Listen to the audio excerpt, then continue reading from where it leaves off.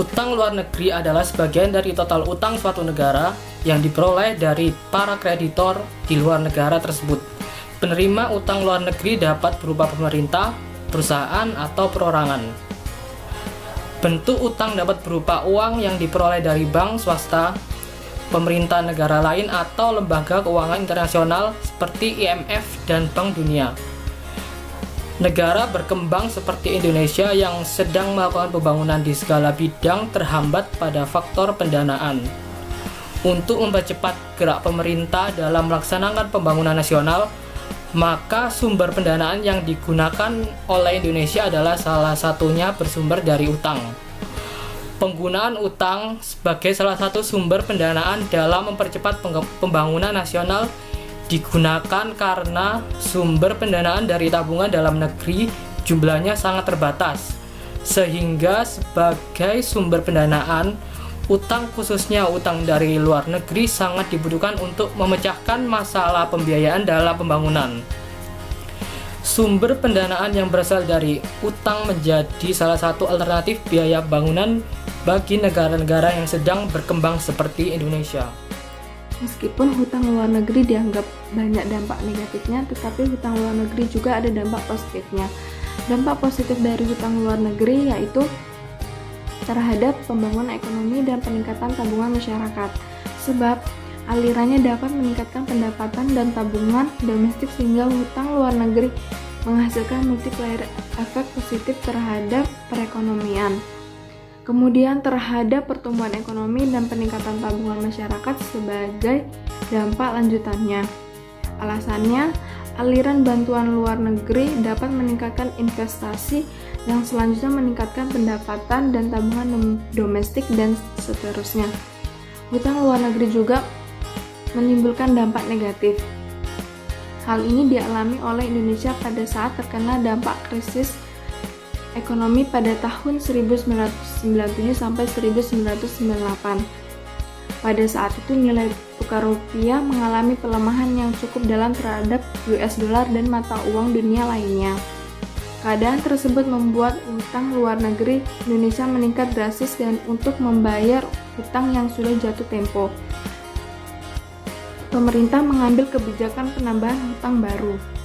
Penambahan hutang yang dilakukan oleh pemerintah menyebabkan pembayaran cicilan pokok dan bunga dari hutang tersebut semakin mengalami peningkatan dari tahun ke tahun, sehingga kebijakan tersebut berpengaruh terhadap kinerja APBN yang semakin menurun.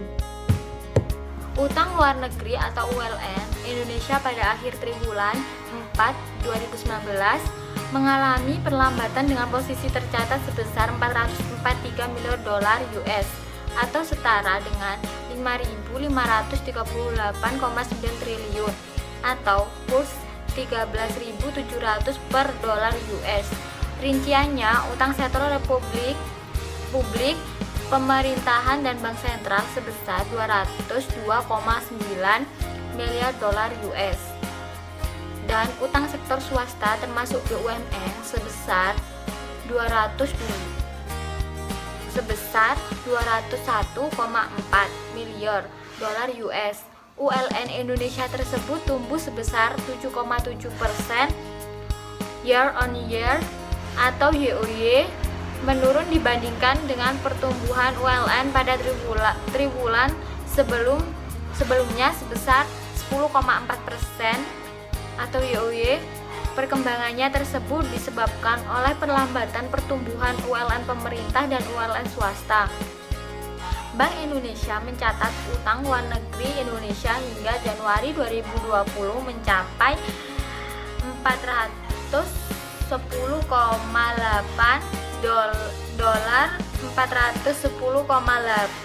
miliar dan sekitar 5.612 triliun. Posisi utang tersebut tumbuh 7,5% dibandingkan periode yang sama 2019, melambat dibanding bulan sebelumnya yang tumbuh 7,7%. Posisi ULN tersebut terdiri dari utang pemerintah dan bank bank sentral sebesar US dollar 207,8 miliar.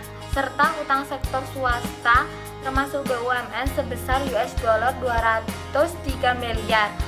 Kenaikan terutama terjadi pada utang pemerintah yang mencapai 9,5% menjadi $204,9 miliar. Menurut Bank Indonesia, pengelolaan utang luar negeri pemerintah masih diprioritaskan untuk membiayai pembangunan pada beberapa sektor produktif. Sektor jasa kesehatan dan kegiatan sosial memiliki porsi 23,5%,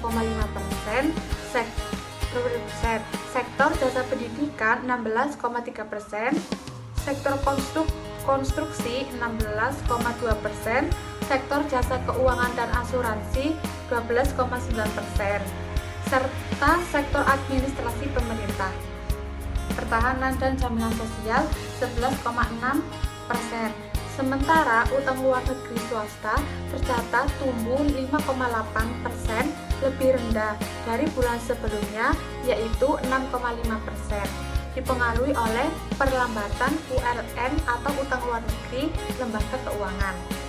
Bank Indonesia menegaskan bahwa struktur utang luar negeri Indonesia tetap sehat. Kondisi tersebut tercermin dari rasio utang luar negeri Indonesia terhadap produk domestik bruto pada Januari sebesar 36%, menurun dibandingkan dengan rasio pada bulan sebelumnya. Di samping itu, struktur utang luar negeri Indonesia tetap didominasi oleh utang luar negeri berjangka panjang dengan pangsa 89,3%. Luar negeri Indonesia tetap didominasi oleh utang luar negeri berjangka panjang dengan pangsa 89,3% dari total utang luar negeri. Dalam rangka menjaga agar struktur utang luar negeri tetap sehat, Bank Indonesia dan pemerintah akan terus meningkatkan koordinasi dalam memantau perkembangan utang luar negeri.